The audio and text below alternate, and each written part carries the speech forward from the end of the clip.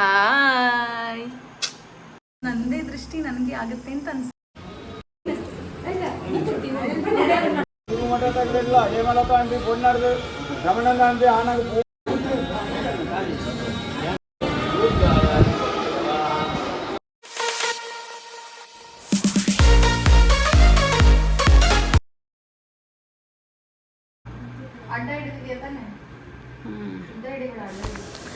Hi, hello, ನಮಸ್ಕಾರ.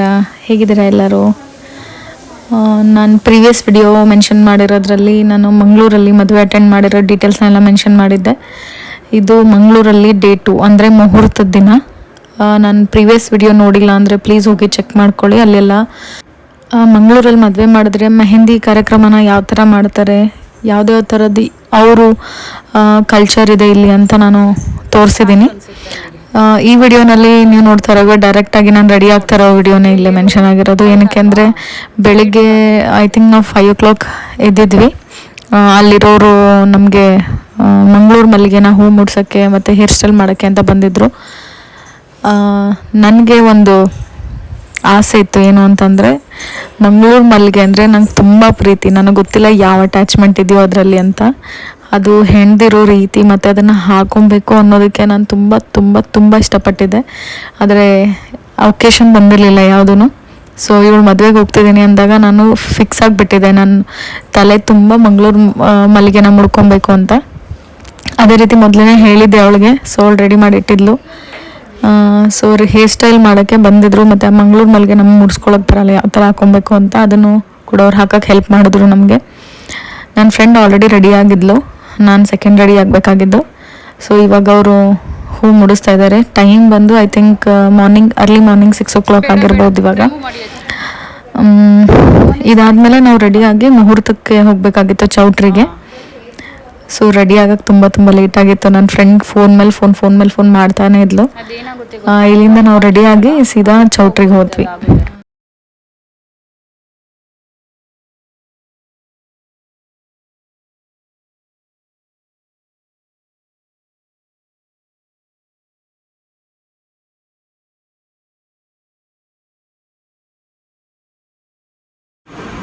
ಇನ್ನು extra flowers ಇದೆ ನಿಮ್ಗೆ ಇಡುವ ಸಾಕಾ? ಅಮ್ಮ ತೋರಿಸ್ತೀನಿ ಹಿಂದೆಯಿಂದ.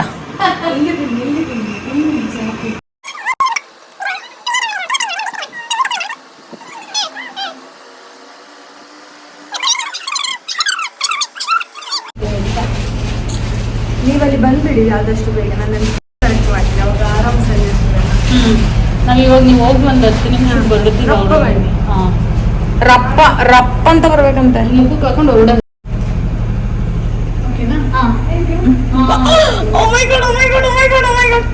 ಇಲ್ಲ, ಅವ್ರನ್ನ ಹಗ್ ಮಾಡ್ಬೇಕು ಅನಿಸ್ತದೆ ನನಗೆ, ಅಷ್ಟು ಚೆನ್ನಾಗಿ ಮಾಡಿದಾರೆ.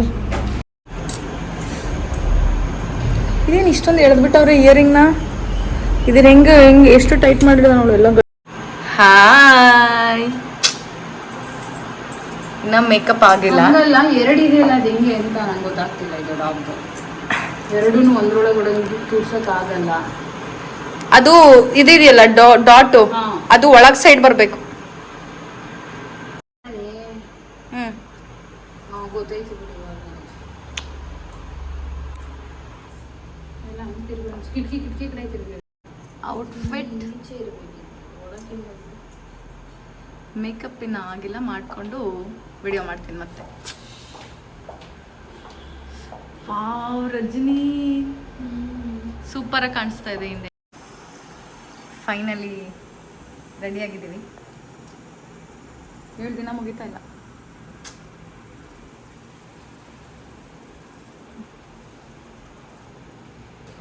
ನಾನು ಲುಕ್ ಕೊಡು ಒಂದು. Very nice. ನಾವು ಹಾಕ್ಬೇಕಿತ್ತು ಲಿಪ್ಸ್ಟಿಕ್ ಒಂಥರ ಇದೇ ಥರ. ನಂದೇ ದೃಷ್ಟಿ ನನಗೆ ಆಗುತ್ತೆ ಅಂತ ಅನ್ಸ.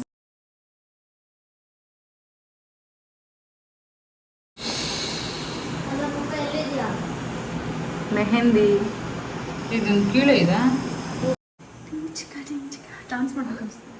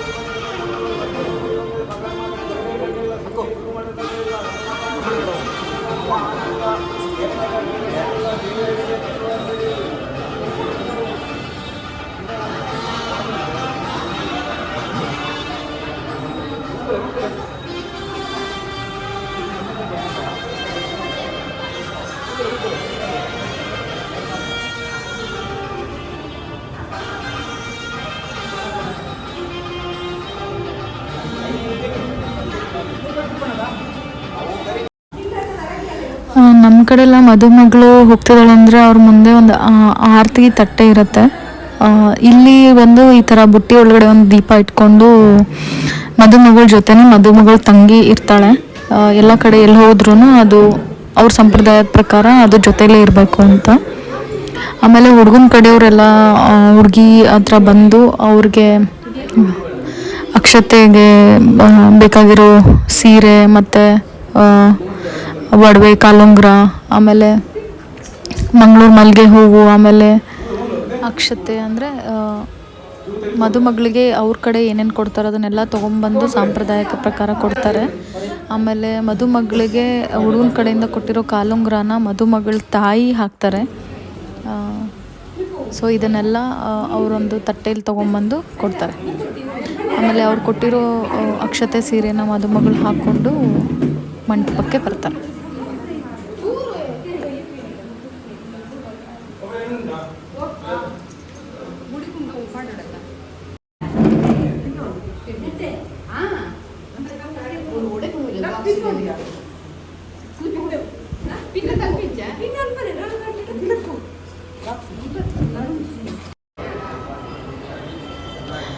ಸೊ ಇಲ್ಲೂ ಅಕ್ಷತೆಗೆ ಅಂತ ಟೈಮಿಂಗ್ ಇರುತ್ತೆ. ಟೈಮಿಂಗ್ ಪ್ರಕಾರ ಪೂಜಾರಿಗಳು ಪೂಜೆ ಮಾಡಿ ಅಕ್ಷತೆ ಹಾಕ್ತಾರೆ. ಆ ಗ್ಯಾಪಲ್ಲಿ ನಂಗೆ ತುಂಬ ಹಸುವಾಗಿತ್ತು, ತಿಂಡಿ ಮಾಡಿದರು. ಸೊ ತಿನ್ಕೊಂಬರೋಣ ಅಂತ ಹೋದೆ ನಾನು. ಆಮೇಲೆ ಇಲ್ಲಿ ಇನ್ನೊಂದೇನು ನೋಡಿದ್ದು ನಾನು ಅಂತಂದರೆ, ಅದು ಪೂಜೆ ಮಾಡಿರ್ತಾರಲ್ಲ ಮದುವೆಗೆ ಅಂತ ಏನೇನಿರುತ್ತೆ, ಅದು ಪೂಜೆಗೆ ಮನೆಯವ್ರು ಅಂದರೆ ರಕ್ತ ಸಂಬಂಧಿಗಳು ಯಾರ್ಯಾರು ಇರ್ತಾರೋ ಅವರೆಲ್ಲನೂ ಅದಕ್ಕೆ ಪ್ರದಕ್ಷಿಣೆ ಹಾಕ್ತಾರೆ. ಅದು ಅವ್ರ ಕಡೆ ಇರೋ ಸಂಪ್ರದಾಯ.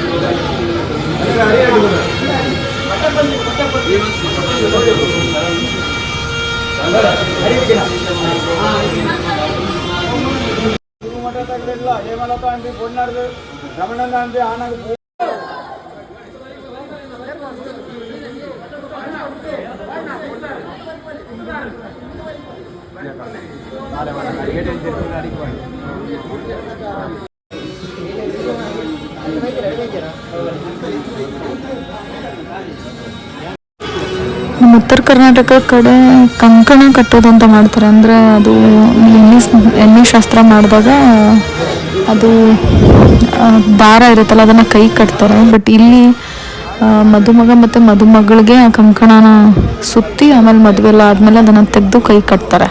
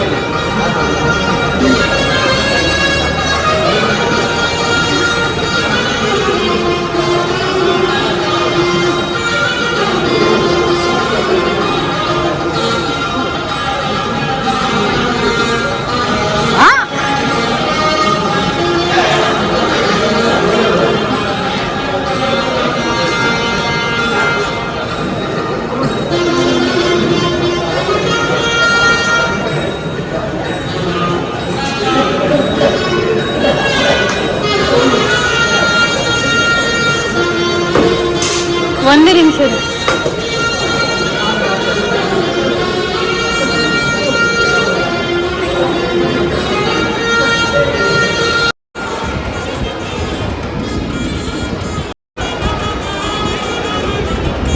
ಸೊ ಅಕ್ಷತೆ ಆದಮೇಲೆ ಮತ್ತೆ ರಿಸೆಪ್ಷನ್ಗೆ ರೆಡಿ ಮಾಡಿಕೊಂಡ್ರು. ರಿಸೆಪ್ಷನ್ ಸ್ಟಾರ್ಟ್ ಆಯಿತು. ಎಲ್ಲರೂ ಬಂದಿರೋರು ಅಕ್ಷತೆ ಹಾಕಿ ಆಶೀರ್ವಾದ ಮಾಡಿದ್ರು. ಅದಾದಮೇಲೆ ಮತ್ತು ಸಂಜೆ ರಿಸೆಪ್ಷನ್ ಇತ್ತು ಹುಡುಗಿ ಮನೆಯಲ್ಲಿ. ನಾವೇ ಮೇಲೆ ಕೂತ್ಕೊಂಡ್ಬಿಟ್ಟಿದ್ವಿ. ಏನಕ್ಕೆ ಅಂದರೆ ಅಲ್ಲಿ ಫ್ಯಾನ್ ಜಾಸ್ತಿ ಚೆನ್ನಾಗಿ ಬರ್ತಾಯಿತ್ತು, ತಣ್ಣಗೆ ಗಾಳಿ ಬರ್ತಾಯಿತ್ತು. ಏಕೆಂದರೆ ಅಲ್ಲಿ ತುಂಬ ಬಿಸಿಲಿತ್ತು, ಸೆಕೆ ಹೊಡಿತಾಯಿತ್ತು. ಅದಕ್ಕೆ ಮೇಲೆ ಶಿಫ್ಟ್ ಆಗಿಬಿಟ್ಟಿದ್ವಿ ನಾವು. ಸೊ ಅಲ್ಲಿಂದ ಅಕ್ಷತೆ ಮುಗಿಸ್ಕೊಂಡು ನಾವು ಮತ್ತೆ ವಾಪಸ್ ಮದುಮಗಳ ಮನೆಗೆ ಬಂದ್ವಿ. ಏಕೆಂದರೆ ಅವತ್ತು ಸಂಜೆನೇ ಮತ್ತೆ ಅವ್ರ ಮನೇಲಿ ರಿಸೆಪ್ಷನ್ ಇದ್ದಿದ್ದು.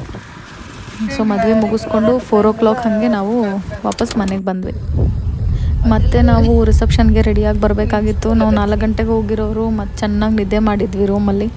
ನಿದ್ದೆ ಮಾಡಿ ಫ್ರೆಶ್ ಆಗಿ ಮತ್ತೆ ರೆಡಿಯಾಗಿ ನಾವು ರಿಸೆಪ್ಷನ್ನಿಗೆ ಬಂದ್ವಿ.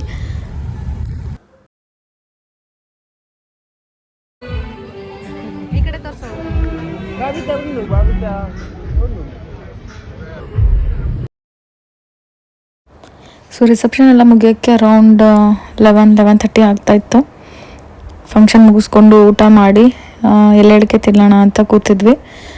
ಅವ್ರ ಹೊಲದಲ್ಲೇ ತೋಟ ಇರುತ್ತಲ್ಲ, ಅಲ್ಲೇ ಮನೆ ಎದುರುಗಡೆನೇ ತೋಟ ಇರೋದು. ಅಲ್ಲೇ ಎಲೆ ಅಡಿಕೆ, ಮಸಾಲೆ ಐಟಮು, ಪೆಪ್ಪರು ಎಲ್ಲ ಬೆಳೀತಾರೆ. ಅದನ್ನು ಇವ್ರು ಎಕ್ಸ್ಪ್ಲೇನ್ ಮಾಡ್ತಾ ಇದ್ದಾರೆ. ನಿಮ್ಮ ಹೊಲದಲ್ಲಿ ಬೆಳಿತಾರ? ಆಮೇಲೆ ಇದು ವೀಳ್ಯದೆಲೆ, ಇದು ಹೊಲದಲ್ಲಿ ನಮ್ಮ ಹೊಲದಲ್ಲಿ ಬೆಳಿತಾರೆ. ಹೊಲದಲ್ಲೇ ಬೆಳಿತಾರ? ಇದು 2 ಮೈನ್. ಆಮೇಲೆ ಇದು ಇದ್ರೆ ಇದು ಸುಣ್ಣ. ಆಮೇಲೆ ಅಡಿಕೆ ಹೇಗೆ ಅಂದರೆ ನಮ್ಮ ಕಡೆ ಎಲ್ಲ ನಾವು ಡೈರೆಕ್ಟಾಗಿ ತಿನ್ನೋ ಅಡಿಕೆನೇ ನೋಡಿದ್ದೀವಿ. ಅದಕ್ಕಿಂತ ಮುಂಚೆ ಯಾವ ಥರ ಇರುತ್ತೆ ಅದು ಅಂತಲೇ ನೋಡಿರಲಿಲ್ಲ. ಸೊ ಇಲ್ಲಿ ಅವ್ರು ಏನು ಮಾಡ್ತಾರೆ, ತೋಟಕ್ಕೆ ಹೋದಾಗ ಉದುರು ಬಿದ್ದಿರುತ್ತಲ್ಲ, ಅದು ಅಡಿಕೆನ ತೊಗೊಂಬಂದು ಅದನ್ನು ಈ ಥರ ತೆಂಗಿನಕಾಯಿ ಸುಲಿತಾರಲ್ಲ, ಅದೇ ಥರ ಸುಲಿದು ಅದನ್ನು ಒಳಗಡೆ ಇರೋ ಅಡಿಕೆನ ಒಣಗಿಸಿ ತಿಂತಾರೆ. ಇಲ್ಲಾಂದರೆ ಚೆನ್ನಾಗಿತ್ತು ಅಂದರೆ ಹಾಗೆ ಎಲೆಗೆ ಹಾಕ್ಕೊಂಡು ತಿಂತಾರೆ.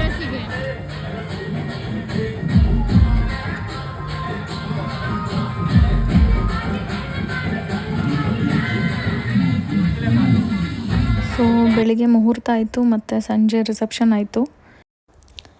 ಹುಡುಗನ ಕಡೆ ರಿಸೆಪ್ಷನ್ ಇದ್ದಿದ್ದರಿಂದ ಅದನ್ನು ಮುಗಿಸ್ಕೊಂಡು ಹೋಗಬೇಕಾಗಿತ್ತು. ಒಂದು ದಿವಸ ನಮಗೆ ಗ್ಯಾಪ್ ಇತ್ತು. ಏನು ಮಾಡೋಣ ಅಂತ ಪ್ಲ್ಯಾನ್ ಮಾಡಿಕೊಂಡು ಸುತ್ತ ಇರೋ ಮಂಗಳೂರಲ್ಲಿರೋ ಪ್ಲೇಸಸ್ನೆಲ್ಲ ಕವರ್ ಮಾಡ್ಕೊಳ್ಳೋಣ ಅಂತ ಹೋದ್ವಿ. ಆ ವಿಡಿಯೋನ ನೆಕ್ಸ್ಟ್ ಹಾಕ್ತೀನಿ, ನೋಡೋದನ್ನು ಮರಿಬೇಡಿ. Thank you.